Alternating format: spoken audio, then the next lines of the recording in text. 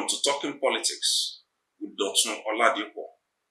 I am your regular host and also the managing editor of The Eagle Online, which publishes at www.theeagleonline.com.ng. Our partnership with one of the fastest growing YouTube channels in the country, Newspop NG, still subsists. Just like I've always advised, for the latest trending videos, political news, and current affairs, entertainment, don't forget to always go to Newspop NG for the latest updates. In this edition of Talking Politics with Dotun Oladipo, we'll be moving on to look at another region in the country as it pertains to the upcoming presidential election in Nigeria. The election, as defined by INEC, that is the Independent National Electoral Commission, will hold on February 25, 2023. In the last edition, we took a look at what will likely play out in the Southeast. In this edition, let's visit the Southwest. There are 6 states that make up the Southwest region of Nigeria. These are Ekiti, Lagos, Ogun, Ondo, Osun, and Oyo. So far from findings by Talking Politics with Dotun Oladipo, there are also, like it was revealed in the Southeast analysis, 3 major contenders.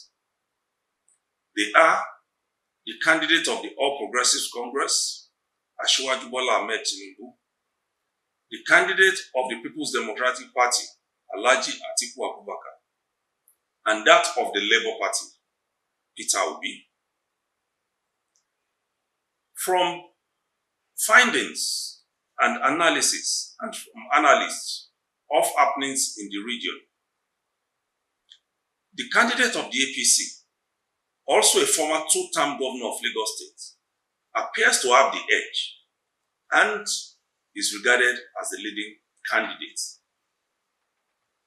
A few factors account for this, and one of them is the fact that his party, the APC, is in power in 4 out of the 6 states in the region.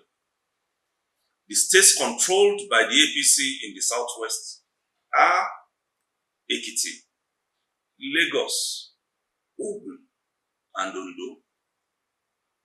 It was only of recent that the party lost Osun State to the People's Democratic Party. That was in the election of July last year, which produced Senator Ademola Adeleke as the governor, unseating the then incumbent Adegboyega Oyetola.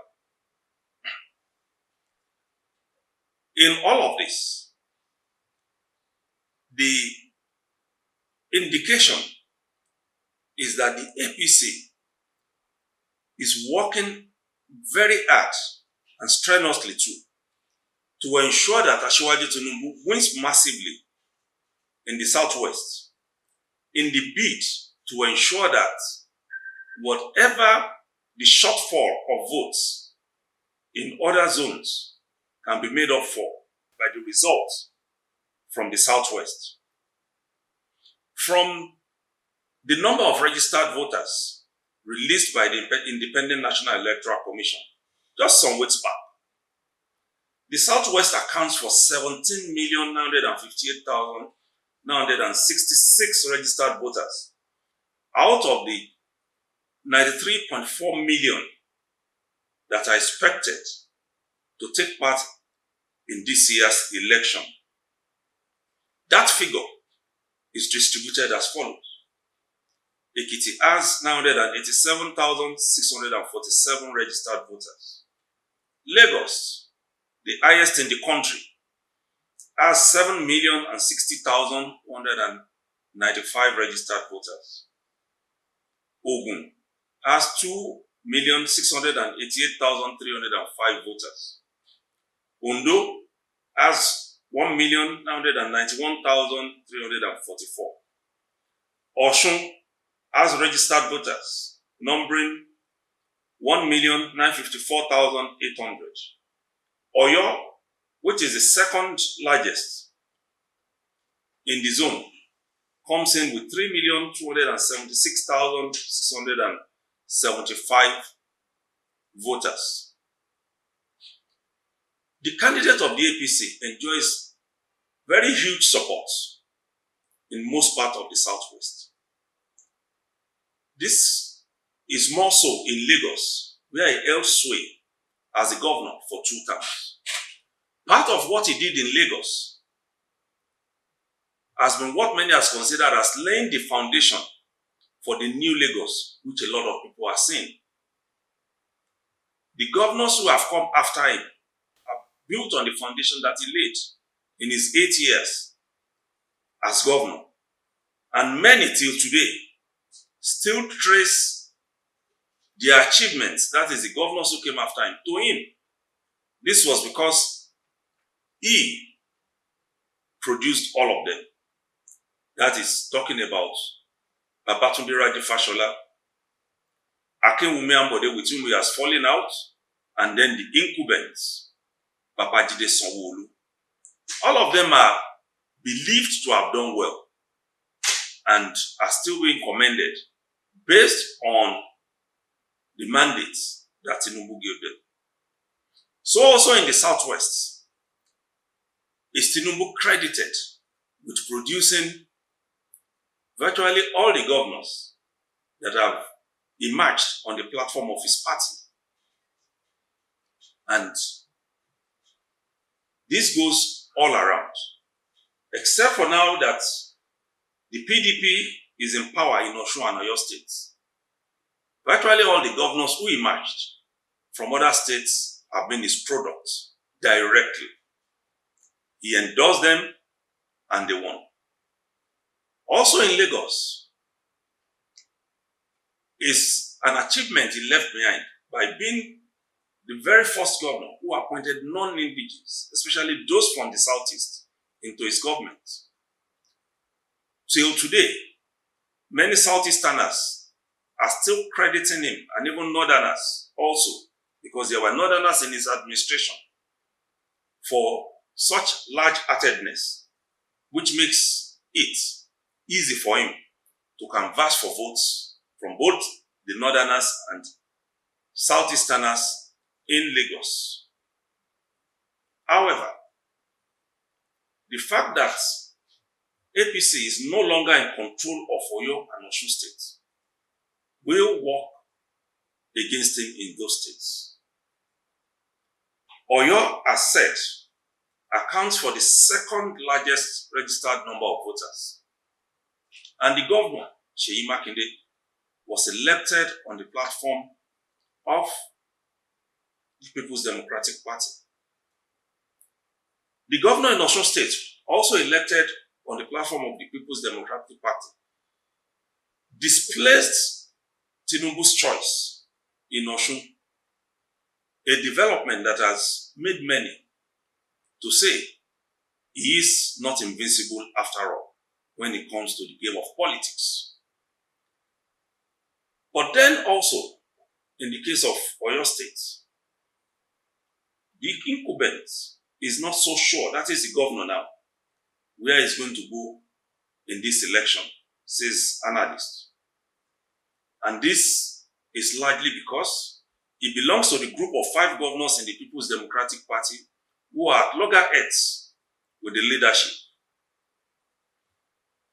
The G5, till date, is yet to take a decision on the presidential candidate to support, after they declared, and emphatically so, that they will not work with the presidential candidate of the party, Alhaji Atiku Abubakar, for this election. Indeed, the leader of that group and governor of Rivers State, Nyesom Wike, has said that the group will latest by the end of January take a position on who to support for the election, that is the presidential election. In the case of Seyi Makinde, sources said he is already in a dilemma as to who to support. While he's still working with the G5, it was learned that people are already speaking with him on supporting Asiwaju Bola Ahmed Tinubu in order to guarantee his own second term. By the way, Seyi Makinde is seeking re-election. Sources said he's already considering this because the major opposition party, which he displaced to get his first term election, the APC, has a candidate who, though regarded as not too formidable, is being backed by Tinubu. That is Senator Teslim Folarin. The calculation is that if Makinde backs Tinubu for the election, that is the presidential election, he will likely have it easy defeating Folarin, because obviously what he's going to bring to the table is to bargain for his own re-election in support of Tinubu for the presidential election. Ogun State is also having issues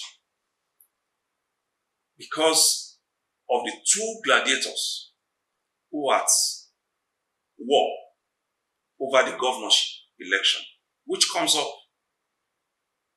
just weeks after the presidential election. The incumbent governor, Dapo Abiodun, is at war with Senator Ibikunle Amosu, the former governor of the state, and still a major political force in that state, who has pitched his tent with the candidate of the ADC for the governorship election. Both of them are still battling for the support of Tinubu. Odejoji is also contending with the leadership of the party over the emergence of the governorship and deputy governorship candidates of the PDP in Lagos State. He said what was agreed with the governorship candidate of the party, Abdulaziz Adeniran, popularly known as Jandor, was not for Nollywood actress Funke Akindele to become the deputy governorship candidate. This has indeed polarized the PDP further in Lagos, making it another task for Atiku to think of making a major inroad in Lagos. The thinking is that wherever Governor Nyesom Wike goes for the presidential election is where Chief Bode George will also go. And then reports from Osun State indicate that there are moves to reconcile the gladiators in that state. Many are saying that the outcome of the governorship election, the last one, shouldn't be seen as a true test of the strength of the PDP in Osun State. And that's because a lot of APC chieftains in that state backed Adeleke for the election. This was caused by the rift between the then governor Gboyega Oyetola and his predecessor, who is now the Minister of Interior, Rauf Aregbesola, over the running of the party in that state. Whether it is true that that election is a true test of the strength of the PDP in Osun State or not remains to be seen. Regarded as number 3 on the list of presidential candidates in the Southwest is the candidate of the Labour Party, Peter Obi.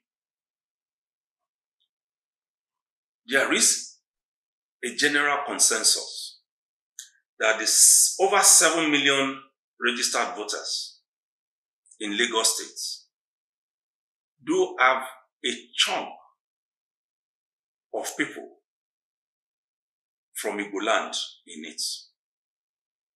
This is because they dominate the commercial areas of Lagos, such as Oshodi, Festac, Amuwodofin, and Lagos Island. Indeed, the thinking is that with the support that the Southeast is raising for Peter Obi, for a Southeasterner to become the president of Nigeria, he is going to get vast support from the commercial areas in Lagos dominated by people from Igbo land. Many have said they are not surprised that during the continuous voter registration that ended shortly before INEC released the final voter register, Lagos recorded over 500,000 newly registered voters. And they also go further to stretch that logic by saying these voters came out largely after the coordinators of the various markets in Lagos decided on locking up their stores in order to force them to register. This then gives an impression that many of those who registered thereafter will likely cast their vote for Peter Obi. And then in Lagos State, Labour Party has reorganized. Just some weeks back, it announced a new leadership. And even if the state will be lost by Labour Party, the thinking is that it will also get substantial votes that will count in the long run when the overall results are taken. Many are also of the opinion that Peter Obi is working stridently to get the support of the Oyo State governor, Seyi Makinde. Till now, as we earlier said, the G5 governors, where Seyi Makinde belongs, have not made their position known on who to support. And Peter Obi is believed to be working on this in order to have an inroad into the Southwest. And then the youth population is there. His ambition is seen as being driven largely by the youth. And according to the INEC statistics, the details of the registered voters, about 37,060,000 of the registered voters are youth. This is saying about 39.5% of total number of registered voters. Many see this segment of the registered voters as those who are doing the groundwork for the Labour Party candidates in the media, especially the social media. But whether or not this will turn into votes is what a lot of people are waiting to see. Because, as has been observed in the past, many of the youths do not register, and then many of them end up playing football on the streets on the day of election.